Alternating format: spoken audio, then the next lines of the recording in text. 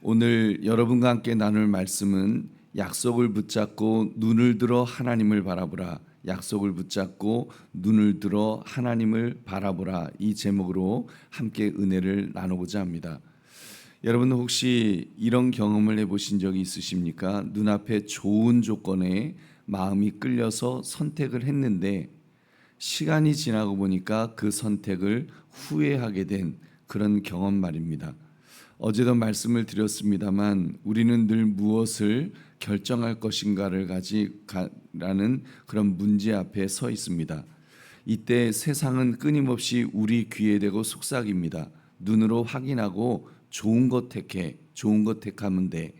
하지만 그 길 끝에는 롯이 택했던 요단 들판의 길처럼 공허함만 있을 수 있다라는 사실입니다. 그래서 이 아침에 우리는 이 질문을 한번 해보려고 합니다. 나는 지금 무엇을 보고 있는가? 내 시선은 과연 하나님을 향해 가고 있는가? 여러분 이런 질문을 한번 던져보십시오. 그러므로 약속을 붙잡고 눈을 들어 하나님을 바라보라. 이 제목을 가지고 어떻게 하면 우리의 시선이 세상에서 하나님께로 향할 것인가를 묵상하시는 이 새벽 되시기를 주님의 이름으로 축원합니다. 첫 번째 우리가 살펴볼 것은 갈등 이후에 찾아오시는 하나님을 보아야 합니다. 갈등 이후에 찾아오시는 하나님. 오늘 14절 말씀을 우리 함께 읽겠습니다. 시작. 롯이 아브라함을 떠난 후에 여호와께서 아브라함에게 이르시되 너는 눈을 들어 너 있는 곳에서 북쪽과 남쪽 그리고 동쪽을 서쪽을 바라보라. 아멘. 바로 어제 아브라함과 롯 그 두 사람의 큰 갈등을 우리가 보았습니다. 목자들이 서로 다투고 재산 문제로 결국 두 사람은 갈라서게 되었다고 했습니다. 롯은 요단 들판의 풍요를 바라보고 선택했습니다. 아브라함은 척박한 가나안에 머물렀습니다. 그렇게 그 14절은 롯이 아브라함을 떠난 후에라는 이 묘사로 놀라운 사실을 말씀해 줍니다. 롯이 아브라함을 떠난 후에. 여러분 이 구절이 중요합니다. 함께 고향을 떠나서 지금 나그네 길을 걸었던 조카가 떠나버렸습니다. 하란에서부터 가나안까지 함께 장막을 치고 살았던 그 조카였습니다. 그가 떠났습니다. 이제 아브라함은 혼자 남았습니다. 넓은 그 가나안 땅에서 외롭게 서 있는 그 아브라함의 모습을 한번 상상해 보십시오. 정말 혼자 그런 갈등 속에서 이제 혼자 남게 된 그 아브라함에게 지금 하나님이 찾아오십니다. 그래서 하나님께서는 아브라함이 가장 외로울 때, 가장 초라해 보일 때 바로 아브라함을 찾아오셨던 것입니다. 우리 보배로운 성도님들, 우리의 삶에도 이런 때가 있지 않습니까? 가족과의 갈등으로 마음이 아플 때, 또는 직장에서 억울한 일을 당했을 때, 믿음으로 선택했지만 결과가 별로 좋지 않았을 때, 바로 그때 하나님께서 정말 내가 버림받았는가, 나 혼자 남았는가 할 때 우리 믿음의 사람은 하나님이 찾아오시는 줄로 믿습니다. 하나님이 찾아오셔서 우리를 위로하시고 우리를 붙들어 주시고 우리를 이끌어 주시는 분이 우리 하나님이십니다. 여러분 새벽 기도에 나온 것도 그런 마음 때문이 아니겠습니까?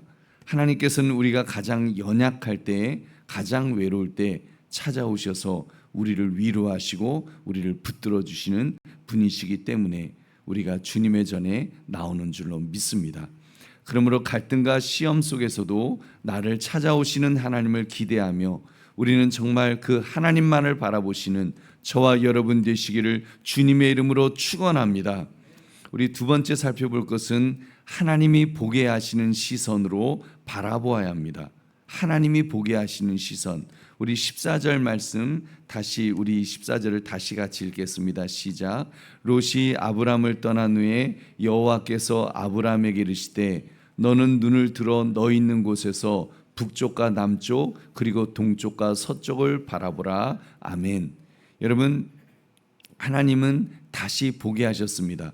너는 눈을 들어 너 있는 곳에서 동서남북을 바라봐라. 여기서 눈을 들어 보라는 이 히브리어는 간절히 들어 올려보라는 그런 강한 명령입니다. 그 눈을 탁 들어서 이제 바라봐라. 주목할 점이 있습니다.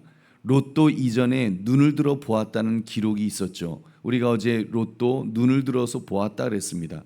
하지만 차이가 있습니다. 롯은 자기가 스스로 본 시선이었습니다.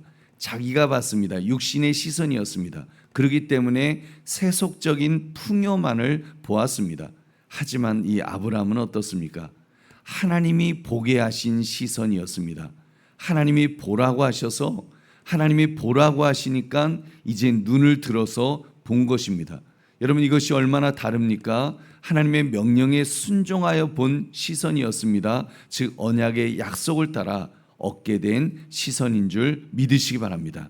여기서 가장 중요한 것이 무엇입니까? 믿음의 시선은 인간의 계산에서가 아니라 하나님의 명령과 약속에서 시작된다는 사실입니다. 롯은 자기 눈으로 계산했다 그랬습니다. 어디가 더 기름지나, 어디가 더 유익하나, 어디가 더 유리할까?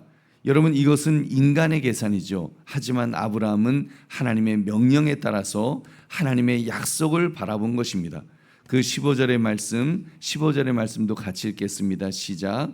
보이는 땅을 내가 너와 내 자손에게 주리니 영원히 이르리라. 아멘. 보이는 땅을 하나님이 눈을 들어서 보라고 해서 이제 아브라함이 눈을 들어서 보니까 보이는 땅을 내가 너와 내 자손에게 주리니 영원히 이르리라. 영원이라는 히브리어는 영원의 언약의 영속성을 의미합니다. 영원히 너와 너의 자손, 후손들에게까지 그 땅을 주겠다라고 약속했습니다. 할렐루야. 우리 보배로운 성도님들, 우리의 삶의 선택도 마찬가지입니다. 인간의 계산으로 보면 새벽 기도도 교회 봉사도 11조도 다 어떻게 보면 손해같이 보입니다. 하지만 하나님의 약속을 보는 시선은 다릅니다. 하나님께서 정말 구하라 그리하면 주실 것이라 말씀하셨기 때문에 우리는 무릎 꿇고 기도하는 것입니다. 예수 믿지 않은 사람들은 아니 저 시간에 차라리 나가서 그 돈을 벌지 하는데, 그 믿음의 사람은 그때 주님 앞에 엎드려서 기도합니다. 하나님이 기도하라고 하셨기 때문에 주님 앞에 엎드리고 먼저 그의 나라와 그의 의를 구하라. 그러면 이 모든 것을 너에게 더하시리라 말씀하셨기 때문에 우리는 예배의 자리를 찾고 하나님의 뜻을 구하고 여러분 하나님을 붙드는 것입니다. 그러면 신실하신 하나님은, 전능하신 하나님은 우리를 붙들어 주시고 우리와 함께 하실 줄로 믿습니다.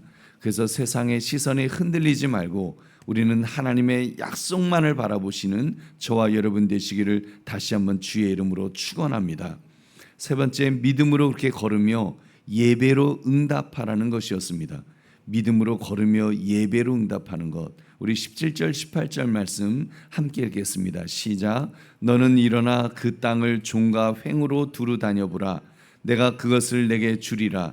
이에 아브라함이 장막을 옮겨 헤브론에 있는 마므레 상수리 수풀에 이르러 거주하며 거기서 여호와를 위하여 제단을 쌓았더라. 아멘. 일어나 걸어다녀 보라는 이 말로 믿음으로 약속을 체험하는 상징 행위를 지금 말씀하고 있는 것입니다. 하나님께서는 넌 일어나서 그 땅을 종과 횡으로 돌아봐라. 그래서 약속을 체험하는 그런 상징 행위로 지금 하나님이 말씀하였으니까 그 말씀대로 하라는 것입니다. 여러분, 아브라함은 약속을 듣고만 있지 않았습니다. 하나님이 그렇게 하라고 하시니까 일어나서 걸었습니다. 아직 소유한 땅이 아니었습니다. 소유하지 않은 땅이었지만 믿음으로 걸었습니다. 왜요? 하나님이 걸으라고 하셨으니까. 그럴 때 하나님께서 붙들어 주시며 함께해 주신 줄로 믿습니다. 여러분, 우리도 마찬가지입니다. 그래서 이 아브라함은 걸었고 헤브론에 가서 거기서 여호와를 위하여 제단을 쌓았다 그랬습니다. 만물의 상수리 수풀에 이르러서 거기서 제단을 쌓으며 하나님께 예배하였다. 여러분, 이것이 오늘 말씀의 그 마지막 핵심인 것입니다. 여러분, 우리도 마찬가지입니다. 하나님의 약속을 우리가 듣고만 있으면 안 되죠. 믿음으로 행동해야 됩니다. 특히 이 18절의 말씀처럼 거기서 여호와를 위하여 제단을 쌓았더라. 아브라함의 여정, 아브라함 하나님께서 고개를 들어서 바라보라 하시고 걸으라고 하실 때 그가 다 순종하며 그 마지막 걸음의 그 끝은 어디였습니까? 바로 여호와를 위하여 제단을 쌓았다. 다시 말하면 예배로 응답했다는 것입니다. 아브라함의 여정은 그렇게 예배로 끝을 맺습니다. 약속의 확인이 있었고 하나님께서 그 약속의 확인을 주실 때 믿음의 행동을 하는데 그것은 예배로 끝을 맺는 것입니다. 이것이 우리 믿음의 사람의 그런 모습입니다. 여러분, 믿음의 사람은 그 마지막이 늘 예배로 귀결이 됩니다. 우리의 삶에 정말 우리가 인생을 살아가면서 내가 고아가 아니라 정말 하나님이 우리의 주인이시고 우리의 아버지시고 나를 책임져 주시는 분이심을 믿기 때문에 믿음의 사람은 그 마지막이 예배로 꽃을 맺는 줄로 믿습니다. 하나님의 하나님 되심을 인정하면서 내 인생에서 하나님이 주인이십니다. 하나님이 아버지십니다. 하나님이 창조주십니다. 하나님이 모든 것입니다라고 고백할 때 여러분, 믿음의 사람은 그 하나님께서 그 사람을 붙들어 주실 줄로 믿습니다. 그러므로 믿음으로 걸어가야 될 때 우리가 믿음으로 걷고 예배로 응답할 수 있는 저와 여러분 되시기를 주님의 이름으로 축원합니다. 이제 말씀을 맺습니다. 눈을 들어 하나님을 바라보는 삶, 여러분, 이 삶이 참 믿음의 사람의 모습입니다. 아브라함처럼 말입니다. 오늘 아브라함을 통해서 우리가 깨닫게 되었습니다. 시선이 얼마나 중요한지를, 그래서 누구를 바라보는 것이 중요한가를 깨닫게 되었습니다. 여러분, 롯은 고개를 들었지만 세상을 보고 선택했습니다. 그리고 그 끝은 멸망이었습니다. 그러나 아브라함은 하나님의 약속을 보고 선택했고 그리고 복의 조상이 된 줄로 믿습니다. 여러분, 그렇다면 우리도 결단합시다. 우리의 눈 역시도 롯처럼 너무 쉽게 세상을 보기 때문에 여러분, 우리가 정말 어떻게 보면 우리 인생도 믿음의 사람도 결단이 필요한 것입니다. 여러분, 도우심이 필요한데 갈등과 시험 속에서도 그래서 도움이 필요할 때 우리 믿음의 사람은 나를 찾아오시는 하나님을 바라봐야 될 줄로 믿습니다. 그리고 인간의 계산이 아니라 하나님의 약속을 붙들어야 될 줄로 믿습니다. 그리고 그 걸음의 끝에는 예배로 하나님을 찬양하며 하나님을 예배하며 하나님을 하나님으로 인정할 때 하나님께서 그 인생에 함께해 주실 줄로 믿습니다. 그러므로 약속을 붙잡고 눈을 들어 하나님을 바라보라, 이 제목처럼 하나님을 바라볼 수 있는 우리 하나님만을 바라보시는 저와 여러분 되시기를 주님의 이름으로 축원합니다.